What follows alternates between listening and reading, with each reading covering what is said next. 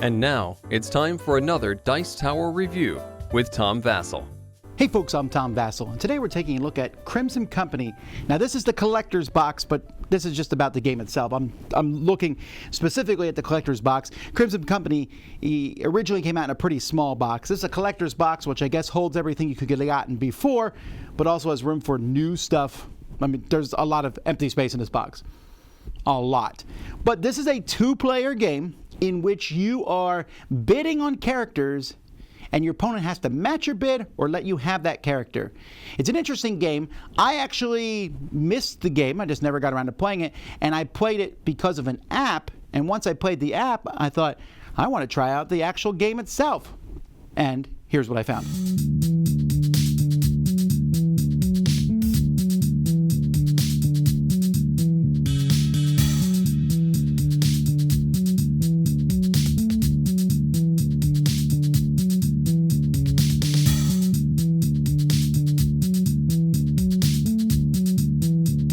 You're going to take a deck of spell sword cards that all have a certain strength and a special ability on them. There are a couple expansions included in this game that you can use or not use. It doesn't really matter. You could take all of them for all it matters. And you're going to make a deck and put it here. 4 of them are going to come face up between the players. One player is going to start with 4 coins. Second player and the first player starts with 3 coins. And one player goes first, and as soon as someone wins 2 of the 3 castles that are on the board, you win the game. So how does a turn work? First thing is you get your income, 3 coins. So player 1 gets 3 coins. Then player 1 is going to pick one of these people to make an offer on.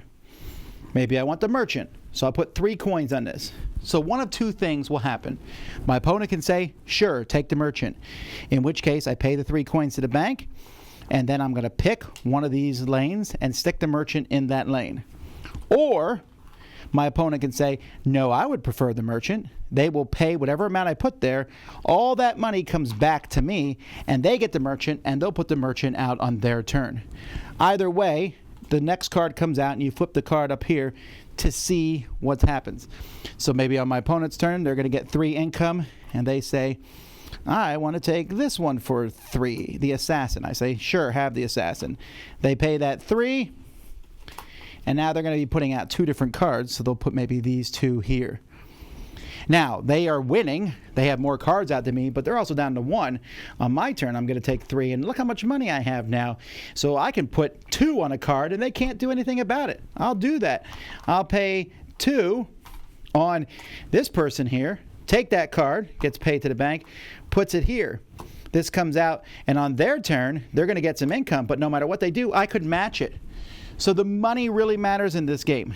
Now, whenever one of the sides has 4 cards on it, or more, it could happen to be more, but usually when there's 4, at that point, you add up the totals. 7, 8, 9 to 7, this side wins. Now, that's a quick and dirty way. You will have to check all the special abilities on here. And so there's all kinds of different things. Like, for example, this guy says destruction. Flip this card and move it to another lane on your side. So when this castle's done, he's going to flip and go somewhere else. He counts as a 0. When the assassin is played, you're going to destroy one of your opponent's card in that same lane. So if the assassin had been played after I played someone, they'd kill him. The merchant increases your income by a coin every turn. But either way, after you determine any special abilities that would affect that, whoever gets it wins the castle, and everyone there is discarded unless they have a special ability like the fanatic here did. Then you keep playing, and as soon as one person wins 2 castles, that's the game. Now there's all kinds of special abilities in here. I'm not going to show you every single one, but here's some like this. The Necromancer, when you score, get 2 strength for each of your face down cards in this lane. So if I had that fanatic, I put this Necromancer there, they're worth a 6. Here's a demon that flips over one of your cards in his lane, but he's worth 5. It's pretty strong. Pay as many coins as you want. Get a strength for every 2 coins when you score. So this person here, if you have a lot of money, you can guarantee you'll win a lane. The top card of your deck is part of the offer for me. That means I can buy any 4 or the top card of a deck. Choose a card from the offer, the 4 face-up cards. Put it face down on your side of the lane. Swap this card with one of your opponent's cards in the lane. Flip any card in this lane. Choose a card from the discard pile. Put it face down in this side of the lane. Flip a card in any lane. So you can see none of them are too difficult to understand, and the game is pretty quick. That's how you play it. Component-wise, the board is fine. It's an unnecessary thing. You could literally play the game without a board. The castles look really cool, and in fact, there's special castles in here that have special abilities on them. And you could play with these just for a change of pace. After this lane scored, football face-down cards, another lane. After putting a card in this lane, move one of your cards into this lane. So there's a little bit of that. The artwork is okay. The card quality is really good. Really good quality. But the artwork is meh at best. I don't really like it that much. And I really, really don't like the graphic design on the cards. It's hard to read these. They should have made them easier to read. Maybe put a little bit of symbology so a glance at them will tell you what it did besides the reading. But it comes out to every time we put out a card. It's like, what does that card do? What does that card do? What does that card do? And you can see that when the cards are here, and you're sitting on one side of this board or the other. So that's not a huge deal, but it's not easy to see what they do at a glance. And even the artwork on the character doesn't necessarily match that. The coins are okay. And the rule book, I really don't like the rule book, folks. The rule book has an overview, does not have a list of components. I mean, it took me a while. I'm like, why did I have this wooden flag? Is that for the starting player? And there's like an FAQ that talks about all the different cards in the game, and it gives optional rules. It's just not very nice looking. It's not easy, and this is a really simple game. Now, I'm fortunate I learned to play the game from a free app, so that does exist. So the app is really well done. But the board game itself just doesn't look that fantastic. Not to mention, I have this giant box here for a very small amount of cards. So this almost feels like overkill, like the box exists just for this board. So there you go. I don't really like the graphic design. I don't like a lot of the art. I think a lot of the arts are kind of sexist. I found the coins to be okay. The box is too big. And yet I like the game. It's really fun.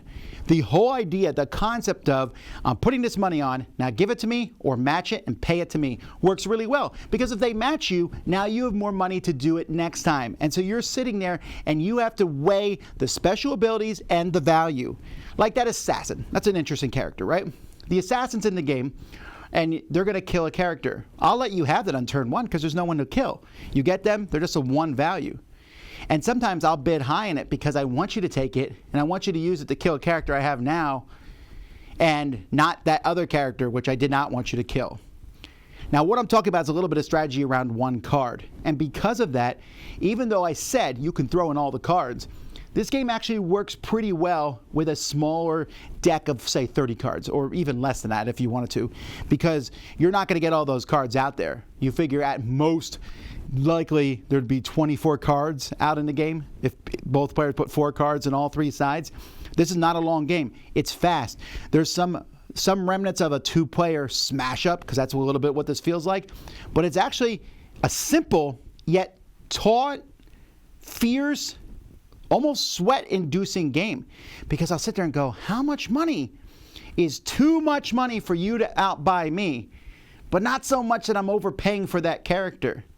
And do I give up this one castle so I can win the other 2? But my opponent's also thinking that. I like it. And because of this particular game, all these characters are different. You're going to play so many different ways. Now here's the good things, folks. You don't know if you want this game or not. There is an app. I played the app. I played it here on our channel, but you can go test it out for yourself to see what you like. Now you might say, Tom, is the app better than the card game? Maybe, but I don't want to pass the app back and forth. I'd rather play this card game in person against someone. I think this box is too big. I would rather have the smaller version of this, I think, for myself. Even if this got completely filled with cards, does that matter?